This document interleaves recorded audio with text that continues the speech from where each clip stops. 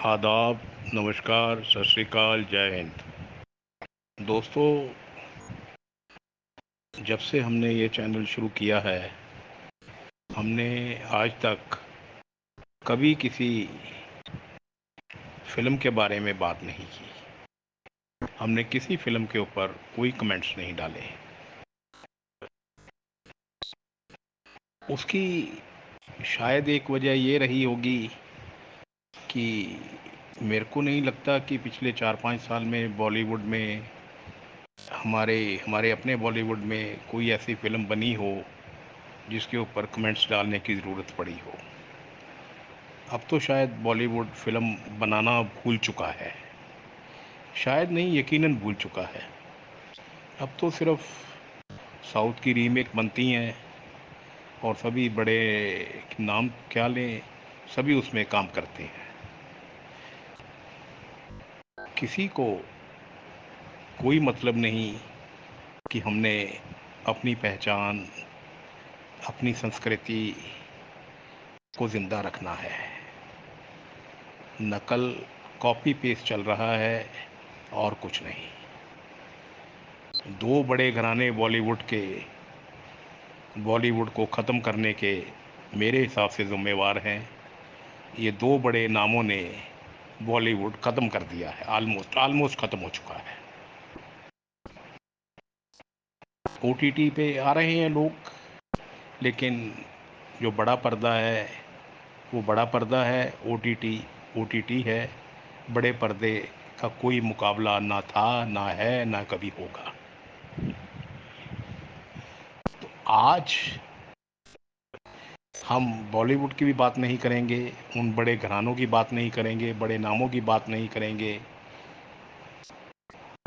हम बात करने जा रहे हैं एक ऐसी फिल्म, पंजाबी फिल्म, जो इत्तेफाकन हमने कुछ रोज़ पहले टीवी पर देखी। पीटीसी पर थी या पिटारा पर थी, ये याद नहीं, उसमें देखी। फिल्म का नाम तो बताना लाजमी है। फिल्म का नाम है कलियां जोटा। कलियां जोटा। आप सब ये तवक्को कर रहे होंगे, तवक्को मीन्स उम्मीद कर रहे होंगे, क्योंकि बहुत बड़े नामवर उसमें कलाकार थे, तो शायद मैं कुछ ऐसी ही बातें करूंगा जिससे वो नामवर कलाकार खुश हो जाएं और फिल्म की बल्ले बल्ले हो। ऐसा शायद कुछ नहीं है। दोस्तों, फिल्म समाज का आईना होती है। फिल्म सोसाइटी को एक मार्गदर्शक के रूप में एक रास्ता दिखाती है। फिल्म हमें ये बताती है कि क्या अच्छा है, क्या बुरा है।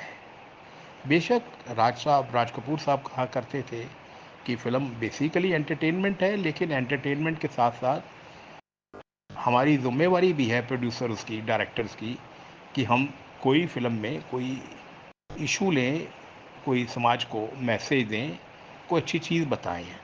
अब देखिए, राज साहब की कोई भी फ़िल्म ले लीजिए, जिस देश में गंगा बहती है लगा लीजिए, जागते रहो लगा लीजिए, जिस देश में जागते रहो बता लीजिए, बूट पॉलिश देख लीजिए, सब में कोई ना कोई मैसेज था। एंटरटेनमेंट तो थी ही थी।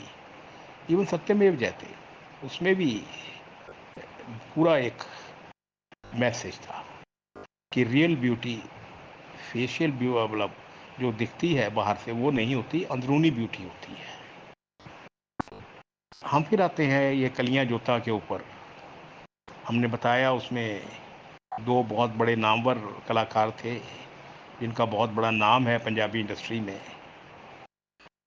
हम ये भी नहीं कहेंगे ये किसने बनाई, किसने पैसा लगाया, किसने कहानी लिखी, किसने स्क्रीन प्ले लिखा। वो सब जानते हैं, पर्दे पर नाम कुछ आता है, होता कुछ और है। ये भी हम बात बिल्कुल नहीं करेंगे कि गीत किसने लिखे, धुनें किसने बनाई, कुछ कोई ऐसी बात नहीं करेंगे। तो फिर हैरानी की बात ये है कि हम उस फिल्म के बारे में क्या बात करना चाहते हैं। उस फिल्म में उस फिल्म ने उस फिल्म के बनाने वालों ने, उस फिल्म में काम करने वालों ने, उस फिल्म के लाइट बॉयज़ ने, उस फिल्म के स्पॉट बॉयज़ ने, सब ने एक बहुत बड़ा गुनाह किया है। इससे बड़ा गुनाह मैंने शायद अपनी फिल्म इंडस्ट्री में नहीं देखा। मैंने फूहड़ से फूहड़ फिल्में देखी हैं हिंदी की, जहाँ बहुत वल्गर कॉमेडी होती थी, लेकिन मैंने इससे गंदी फिल्म अपनी ज़िंदगी में नहीं देखी। देखिए दोस्तों, औरतों के ऊपर क्राइम होता है, ये नहीं कि नहीं होता, बिल्कुल होता है। गुड़िया वाला केस सच्चाई थी तभी हुआ। तो रेप होते हैं, सब कुछ होता है। हिंदुस्तान में पिसता कौन है? औरतें ही पिसती हैं। उनको एक्सप्लॉइट किया जाता है, उन पर जुल्म ढाया जाता है, चाहे प्री मैरिज हो चाहे आफ्टर मैरिज हो। लड़का नहीं हुआ तब भी होता है, दहेज ना लाई तब भी होता है, शादी से पहले भी बहुत जुल्म होते हैं। लेकिन इस फिल्म में एक ऐसे क्राइम के बारे में बताया गया, एक ऐसे गुनाह के बारे में बताया गया कि मैंने अपनी सारी ज़िंदगी में बहुत अखबार, 3 अखबारें पढ़ता हूँ मैं, हिंदी और 2 इंग्लिश की। मैंने नहीं पढ़ा आज तक कि हिंदुस्तान के किसी कोने में जो गुनाह इस फिल्म में दिखाया गया वो कहीं हुआ होगा।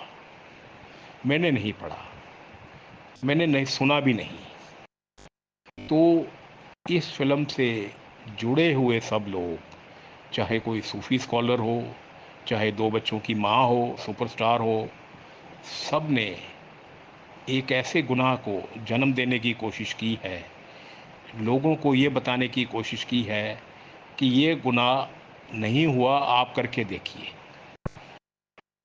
हम लोग बुराई को बहुत जल्दी अपनाते हैं दोस्तों, अच्छाई को अपनाने वैसे तो हम अपनाते नहीं हैं, अगर अपनाते हैं तो सालों साल लग जाते हैं। इसमें गुनाह अज़ीम क्या था कि एक करैक्टर है, जो हीरोइन है वो टीचर है, उसके ऊपर जो उसके कुलीग्स हैं, जो प्रिंसिपल है वो उससे जलता है, उसको नीचा दिखाना चाहता है क्योंकि वो लड़की अच्छी दिखाई गई है, वो सुधार करती है, और जो प्रिंसिपल साहब हैं और उसके चमचे हैं वो सुधार नहीं चाहते। ठीक है, ये होता है। ये भी होता है कि स्कूलों में शराब अब भी टीचर्स पीते हैं, पहले तो बहुत पीते थे, अब खैर कम है, लेकिन अब भी पीते हैं गाँव के स्कूलों में। लेकिन सर, ये दिखाना कि उस टीचर को प्रिंसिपल के कमरे में बुलाया जाए और सब ने शराब पी रखी हो और सब के सब उस टीचर के ऊपर पेशाब करें, मैं फिर कह रहा हूँ, उस टीचर के ऊपर पेशाब करें, पेशाब गिरता दिखाया गया है। ये शुक्र है कि पेशाब जहाँ से आता है वो ऑर्गन नहीं दिखाया। क्या कभी ऐसा हो सकता है सर? हम क्या दिखाना चाहते थे? हम सिंपथी कमाना चाहते थे ऑडियंस की, क्योंकि उसके बाद जो हीरो है वो एक मसीहा बन के आता है, उस लड़की को जो पागल हो, थोड़ी सी मेंटल हो चुकी है, उसको बचाता है, और वो मुकदमा शदमा चलता है, उसमें उनको सज़ा होती है। वो पार्ट सब ठीक है, लेकिन जो गुनाह दिखाया गया है वो गुनाह दिखाना सबसे बड़ा गुनाह है। ऐसा गुनाह जो कभी हुआ नहीं इस देश में, आप वो गुनाह दिखा रहे हो। आप लोगों को बता रहे हो, क्रिमिनल्स को, कि ये भी काम किया करो यार। फिल्म ये नहीं कहती दोस्तों, फिल्म ऐसा कभी नहीं कहती। आपने सारे पंजाब का सिर झुकाया है। मैं कम से कम औरों की बात नहीं करता, क्योंकि किसी और ने इसके ऊपर कमेंट नहीं किया, पता नहीं क्यों नहीं किया। शायद हमारा लहू चिट्टा हो गया है सबका, हमारी ज़मीर मर चुकी है, हमारी आत्मा मर चुकी है। मैं ये फ़िल्म देखकर अपने आप को शर्मिंदा हूँ, और मैं सोचता हूँ कि मैं गलती से पंजाब में पैदा हो गया। इससे ज़्यादा और मैं कुछ नहीं कहूँगा। आज मैं थैंक यू भी नहीं कहूँगा।